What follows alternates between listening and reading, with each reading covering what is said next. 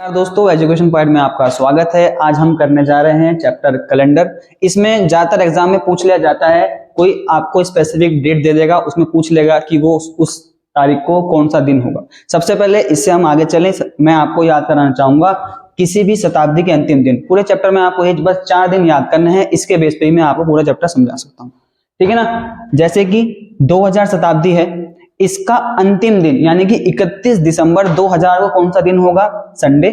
19वीं शताब्दी का अंतिम दिन होगा मंडे और 18वीं शताब्दी का अंतिम दिन होगा वेडनेसडे। इसी तरह से 17वीं शताब्दी का अंतिम दिन होगा फ्राइडे। इसी तरीके से 46 शताब्दी है, ये इनके अंतिम दिन दे रखे हैं। बस आपको इतना याद रखना है, इसके आधार पर ही हम किसी भी तारीख का कौन सा दिन पड़ रहा है ये हम निकाल सकते हैं। जैसे कि हमें दे रखा है 9 जुलाई 2017।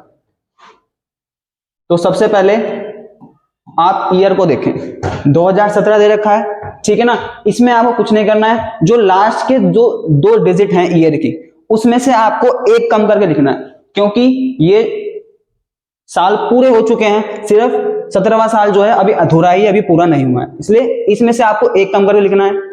फिर उसके बाद आपको क्या करना है, ये जो डिजिट हमें 16 मिली है, इसको आपको 4 से डिवाइड करना है।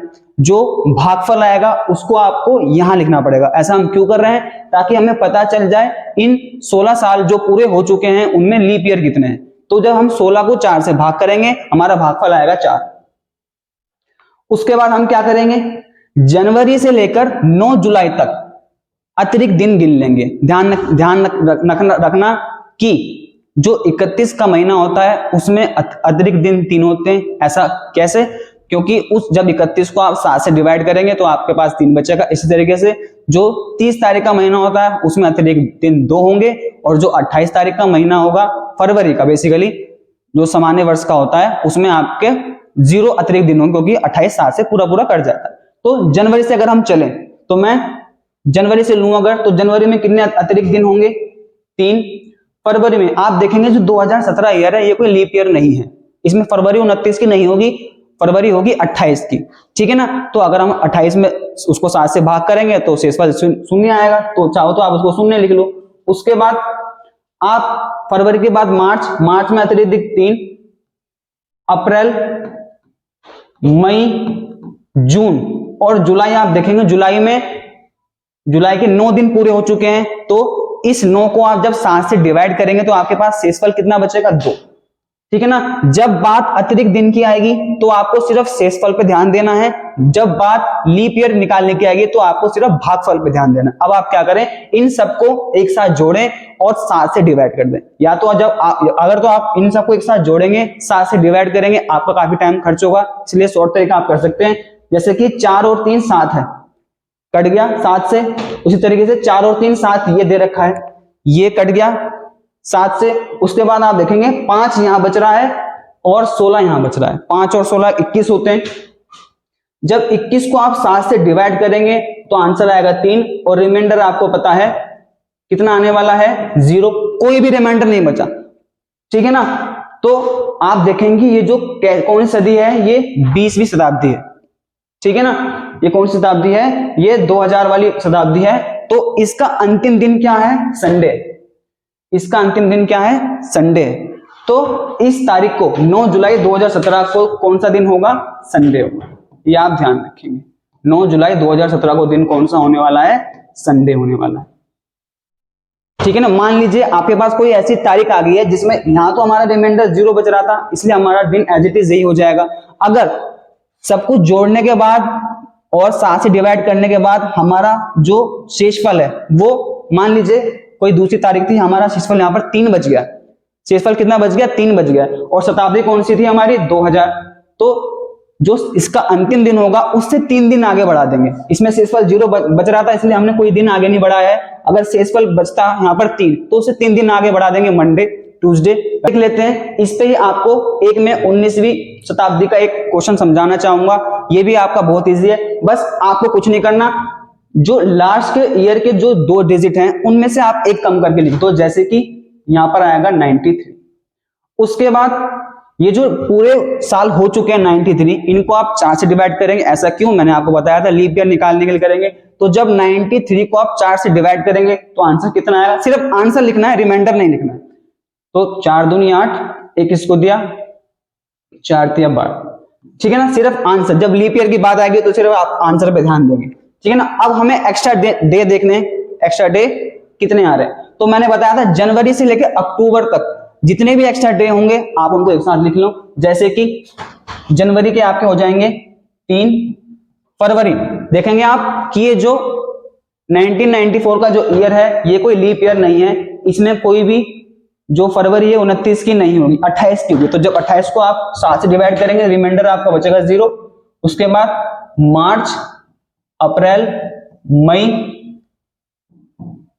जून, जुलाई, इसको थोड़ा नीचे लिख रहा हूं जगह उधर नहीं है, जुलाई, अगस्त, सितंबर, अक्टूबर में आप देखेंगे 2 दिन पूरे हो चुके हैं, अक्टूबर के 2 दिन हम लिख देंगे।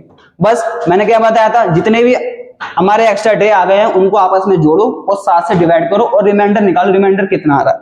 तो अगर आप इसको एक साथ जोड़ोगे, 7 से डिवाइड करो, काफी टाइम खर्च होगा, तो आप क्या करो, टुकड़ों में काट दो। जैसे कि 4 और 3 7, ये 7 से कट गया, फिर 4 और 3 7, ये 7 से कट गया, फिर आप देखेंगे कि यहां बच रहा है 3 3 और 3, 9 बच रहा है। 9 को जब आप 7 से डिवाइड करेंगे रिमाइंडर कितना बचेगा, 2, ये आप ध्यान रखेंगे।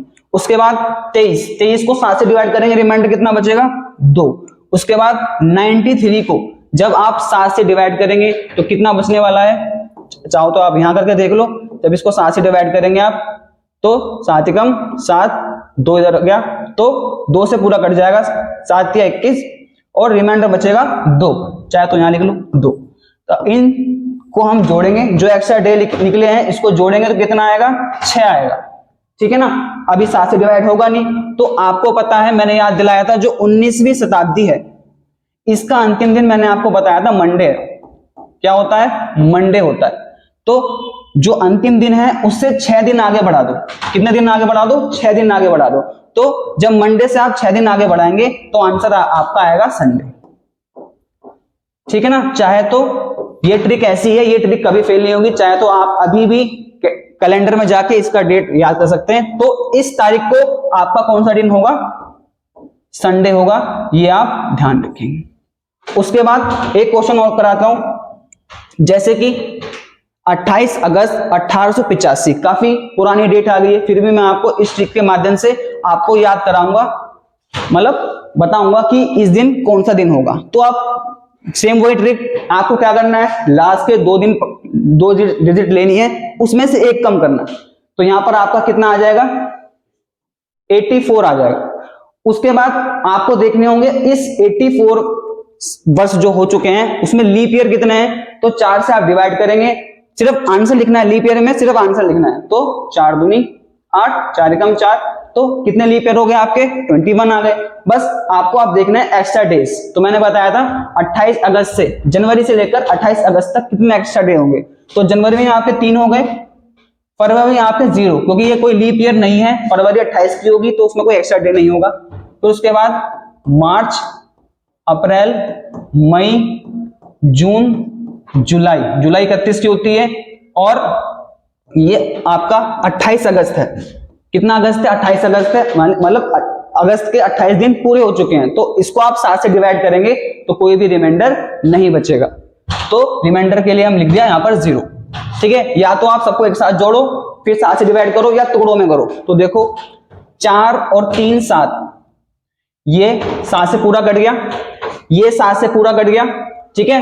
3 3 6 3 9, 7 से डिवाइड करोगे कितना आएगा, 2 आएगा। फिर जब इसको आप 7 से डिवाइड करेंगे तो ये भी पूरा 7 से कट जाएगा, तो आंसर कितना, रिमाइंडर आपका कितना बचेगा, 2। तो ये कौन सी शताब्दी है, 1800।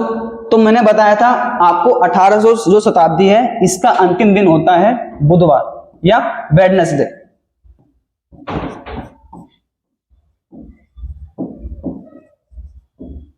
तो जो भी अंतिम दिन होगा उससे आपको क्या करना होगा, 2 दिन आगे चलना होगा। तो वेडनेसडे से आप आगे चलेंगे, तो वेडनेसडे से आगे चलेंगे तो आपका क्या आएगा, थर्सडे और फ्राइडे। यानी कि जो ये तारीख मैंने दी है इस तारीख को कौन सा दिन होने वाला है, फ्राइडे होने वाला है, ठीक है ना। तो इस मेथड से आप कोई सी भी स्पेसिफिक तारीख, चाहे वो कोई सी भी हो, उसका आप दिन निकाल सकते हैं। ये काफी एक्यूरेट है। वीडियो देखने के लिए धन्यवाद।